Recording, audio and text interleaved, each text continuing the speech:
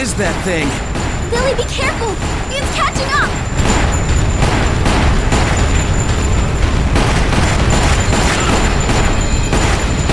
How am I supposed to do that? It must have some weak spot. We need to find a way to keep it there. I got it! Aim for the mouth! This monster doesn't know when to give up!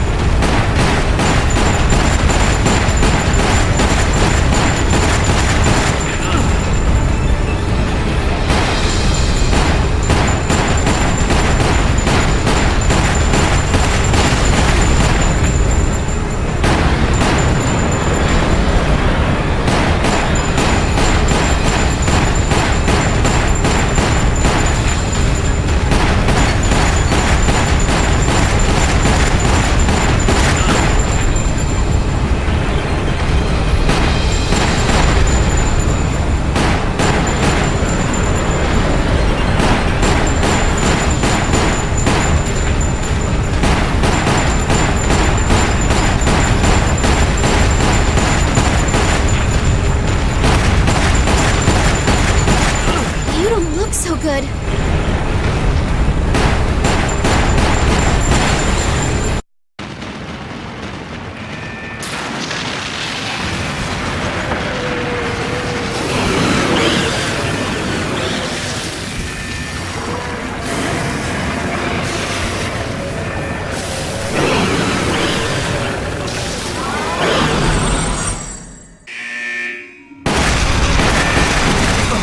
It doesn't like sunlight!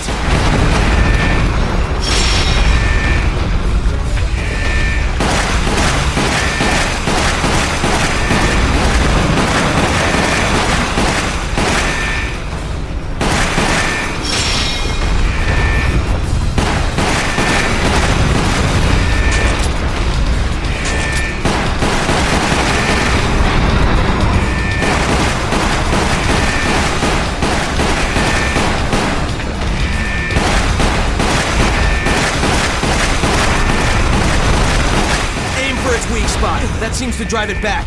We better keep our distance.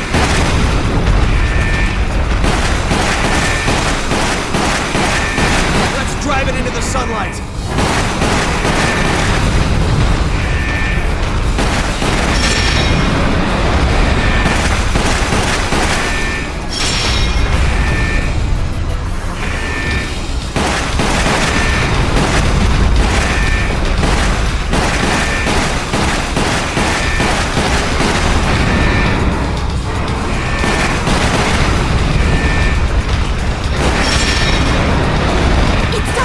Now's our chance!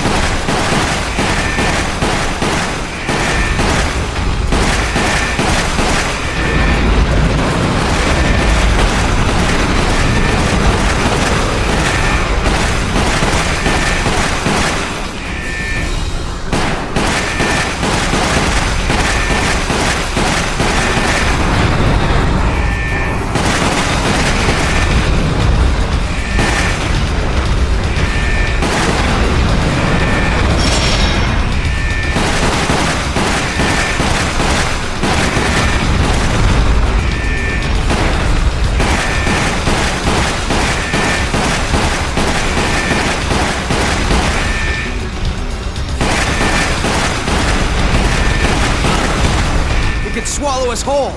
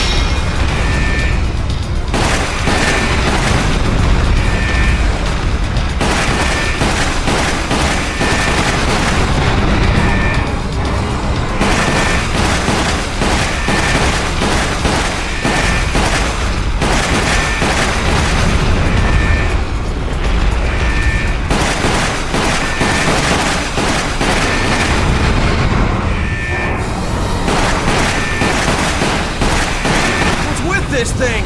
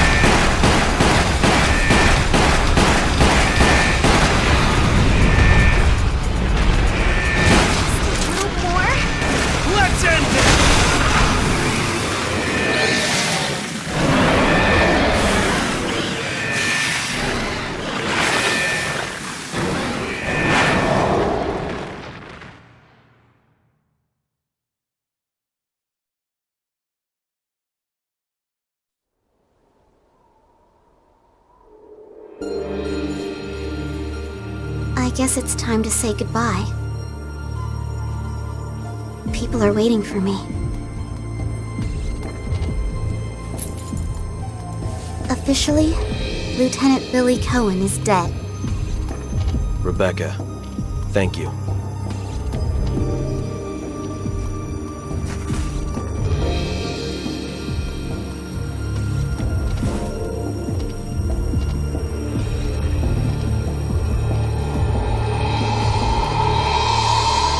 The pair overcame impossible odds and made it out alive. Lucky, I suppose. Since the event, Billy Cohen has gone missing, while Rebecca is about to enter a new nightmare as she heads for the mansion.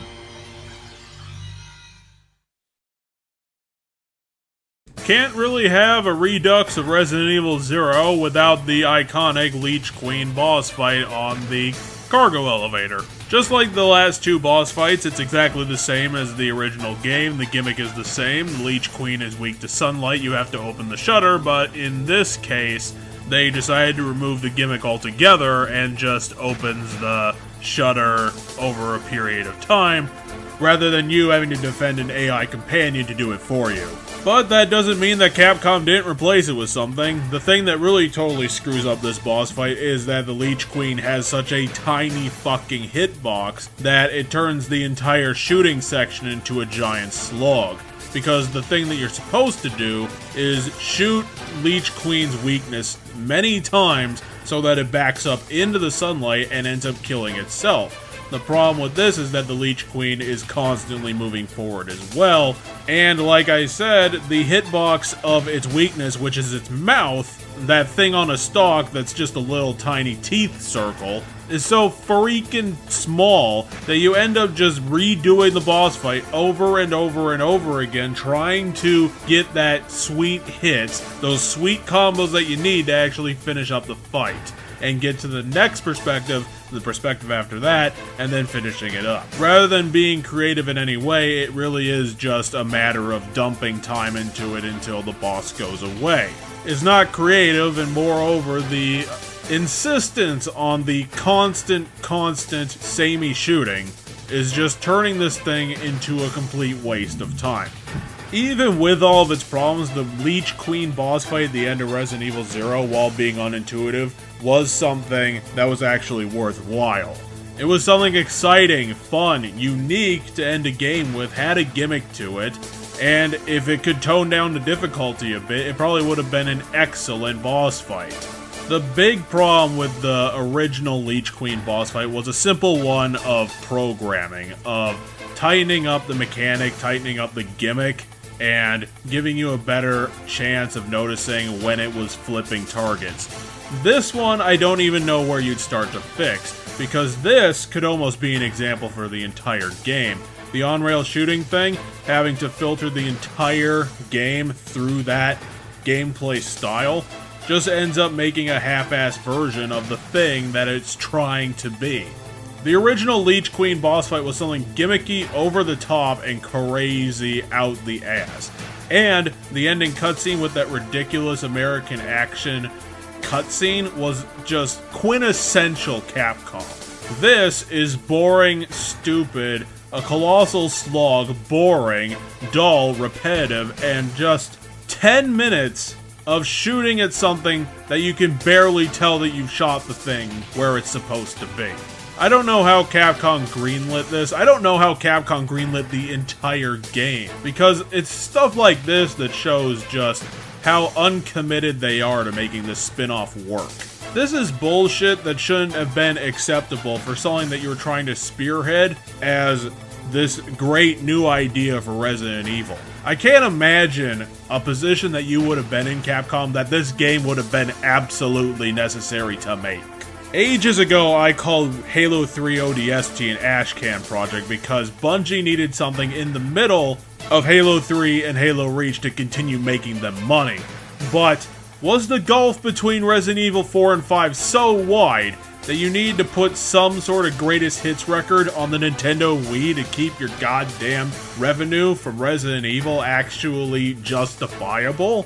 Capcom, you have many frickin' franchises under your belt. You make Street Fighter games so many times that it can't possibly be for the money that you made this game, and I can't imagine that it was a creative choice that you wanted to see fulfilled that made this game. Were you really just throwing a bone for Nintendo just for the sake of it? Because that's not how corporations work, but I can't think of a better idea why this exists in its current form. And honestly, I don't really want to think about it anymore because my brain's starting to hurt.